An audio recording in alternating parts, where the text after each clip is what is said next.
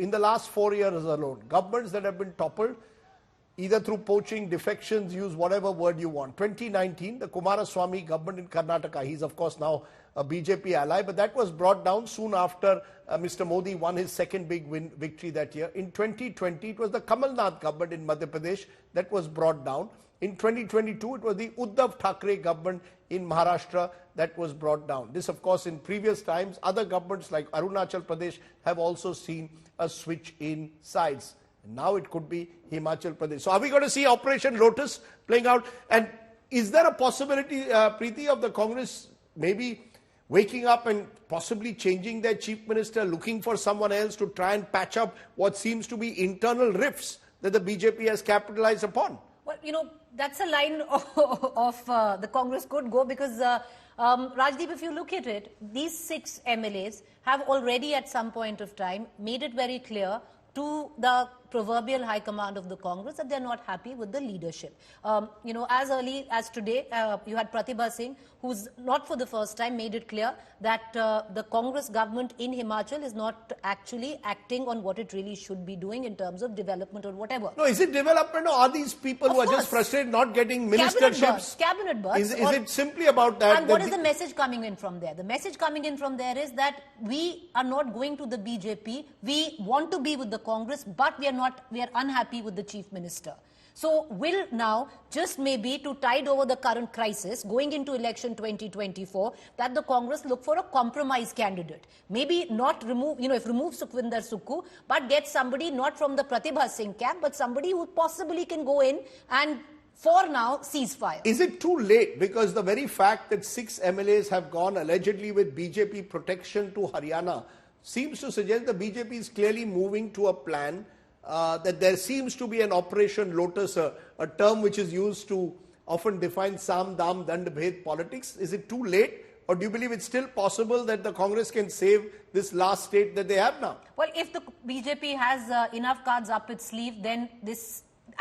let me ask you that question. Would these MLAs have been moved to Panchkula in Haryana if the BJP did not have a plan? I think the BJP has a plan. I think the BJP, remember, let's not forget, Preeti, JP Nadda, BJP's president, is from Himachal Pradesh. The BJP has been smarting over the fact that they lost this election in 2022. And in Himachal Pradesh, the margins can be narrow even if the seats seem wide. In vote share, the margins were narrow. So the BJP has been waiting for this moment. Also, interestingly, Harsh Mahajan is a former congressman. He switched to the BJP just before the election because he was hoping the BJP would win in 2022. The BJP didn't. Never lost an election in his life, by the way. That's right. And the interesting point here, let's just listen in, where our reporter is with Harsh Mahajan at the moment. Vote मांगा कि अगर आप खुश हो तो खुश रहो, अगर नहीं हो तो आप मेरे को वोट डालो. तो मेरा समझता हूं कि अंतरात्मा से उन्होंने वोट डाला है और ये शानदार जीत हमको मिल गई. आप कांग्रेस के साथ 5 दशकों तक रहे, 3 चुनाव जीते आपने और कभी कोई चुनाव हारा नहीं. आपको वीरभद्र सिंह जी जो स्वर्गीय हैं, उनका रणनीतिकार माना जाता है उनका. तो क्या जो रणनीति आपने सीखी उसका इस्तेमाल कांग्रेस के खिलाफ ही हो गया? नहीं, ऐसी थी कि वीरभद्र सिंह जी मेरे गुरु थे और मैं उनकी बहुत आदर करता हूं, उनके परिवार की आदर करता हूं.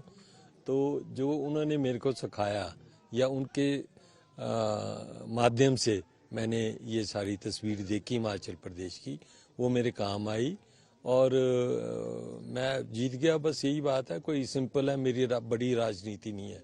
मैं लोगों के लिए काम करता हूं, बिना पार्टी लाइन के काम करता हूं, बिना किसी भी वर्ग का आदमी हो उसके साथ हमारा अच्छा है और सारे इलाके में हिमाचल के जानता हूँ. इसलिए कोई मेरे लिए मुश्किल काम नहीं हुआ. पर ये जरूर हुआ कि इस सरकार के फेलियर उजागर हो गए और इस सरकार यह ज्यादा देर अब चलने वाली नहीं है, क्योंकि आज कुछ और लोग हमारे से संपर्क कर रहे थे कि अब हम ऊपर नहीं आएंगे इनके अगेंस्ट. तो कांग्रेस के सिर्फ 6 जो एमएलए थे उन्होंने क्रॉस वोटिंग आज की. बिल्कुल. आप दावा कर रहे थे कि बहुत सारे लोग हैं. 9 वोट है ना, तो 9 मिनट से आपको क्या पता कांग्रेस के 6 है ना? आप मान रहे सभी कांग्रेस के हैं? हाँ, मैं यही मान रहा हूँ कि सभी कांग्रेस के हैं. और जो बाकी हैं वो एक उनमें एक कॉन्शियस भी थी कि चलो हमने अपनी पार्टी का स्थान खत्म कर दिया अब, है ना, उनको वोट देके कांग्रेस को. अब वो ओपनली हमारे साथ है और ये सरकार गिर जाएगी। अगली क्या स्ट्रेटजी है? ऑपरेशन लोटस ब्लूम कर रहा है शिमला में? नहीं, पर ऑपरेशन लोटस की बात ही नहीं है। यहाँ हमारा ऑपरेशन लोटस सुखू जी ने कर दिया है तो हमने क्या करना? तो ये सरकार फेलियर है। ये सरकार अपनी गारंटीज, अपने जो वायदे किए थे लोगों से, कुछ नहीं कर सकी। और इसलिए लोग, हिमाचल तो छोटी स्टेट है, पढ़े लिखे लोग हैं, हमारे सिंपल लोग हैं, तो वो बोलते नहीं इस चीज को। तो अब वो नाराज हैं तो नाराज हैं। अब उनको मनाना तो इनका काम था ना, वो हमने मना लिए। तो Bharatiya Janata party floor test की मांग करेगी?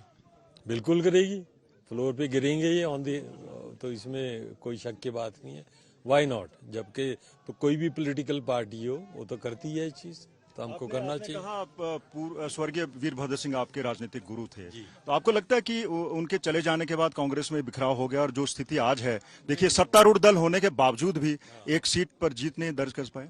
बिल्कुल, ये तो वीरभद्र जी इतने टॉल लीडर थे, 6 दफा मुख्यमंत्री रहे, 21-22 साल उनका टेन्योर रहा, तो वो तो एक हिमाचल के बहुत टॉल लीडर थे, टॉलेस्ट लीडर थे, उनसे तो है। पर अब मैं देख रहा हूँ कि भारतीय जनता पार्टी की कार्यशाली जो है आज की डेट में, मोदी जी के अंडर या अमित शाह जी के अंडर या नड्डा साहब के अंदर, वो अब कोई कांग्रेस में रहने वाला नहीं है।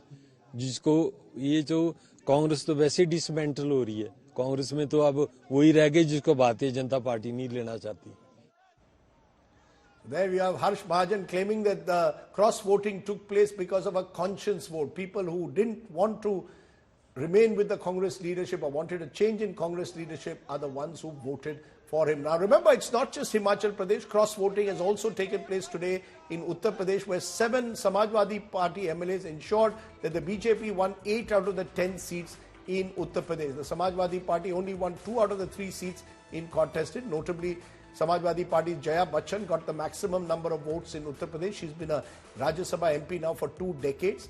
As the results were announced, celebrations erupted at the BJP office in Lucknow. A clear sign again there that the Samajwadi Party now finds itself in a tough position. Akhilesh Yadav conceding defeat on the 3rd seat. He said the 3rd seat was a mere test to know who is the real friend of the SP. In a blow to Samajwadi Party earlier today, his chief whip of the party, Manoj Kumar Pandey, also resigned from his post with immediate effect. How does that play out in UP? I'm joined by Abhishek Mishra. Abhishek Mishra, in a week where Akhilesh Yadav has been with Rahul Gandhi on his Bharat Jodo Nyay Yatra, setback on the ground in Lucknow, what went wrong? Did the Samajwadi Party expect the cross-voting?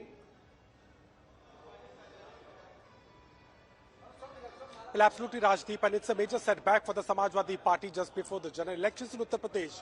What is ironic is they were expecting some external support. 4 votes they were only wanting in order to send the 3rd candidate to the Rajya Sabha, but lost to 8 or 9 votes, which were they were optimistic of getting.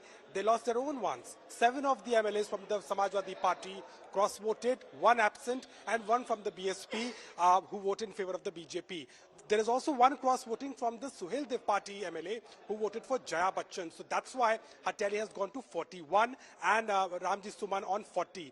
But one thing is very clear with the kind of voting pattern that Samajwadi Party had that realization by the morning itself when one by one there was confirmation of these MLAs being rebel, Manoj Pandey resigning from the post, Abhay Singh, Rakesh Pratap Singh, all these other MLAs, voicing and the sources which were confirming that it is very unlikely now that the Samajwadi Party will get a confirmed seat with the 3rd candidate. So what they did is they made sure that at least 2 of them goes comfortably. That is why the highest number of votes in the first preference is for Jaya Bachchan and for Ramji Suman. So that is what Samajwadi Party realized. And when we spoke to Akhilesh as well, he also said that the BJP is using money, using power, and they're making sure that they get it, and that is what has translated into this victory. So indeed, a big setback for the Samajwadi Party, although we have also spoken to Ramji Suman, who just given us an interview and said that they will work on what has gone wrong, why they're losing the confidence of their own people. And what is very important is that these people were, there were a lot of buzz that they might go with the BJP. Even after that, Samajwadi Party was not able to retain them, at least for the first preferences. But indeed, BJP has set again the bar high, with all these 8 candidates going straight to the Rajya Sabha, and now they are claiming that 80 out of 80 is what the next target is, and 8 out of 8 has given a lot of confidence to the BJP cadre. Yes. Abhishek Mishra, thanks very much for joining us.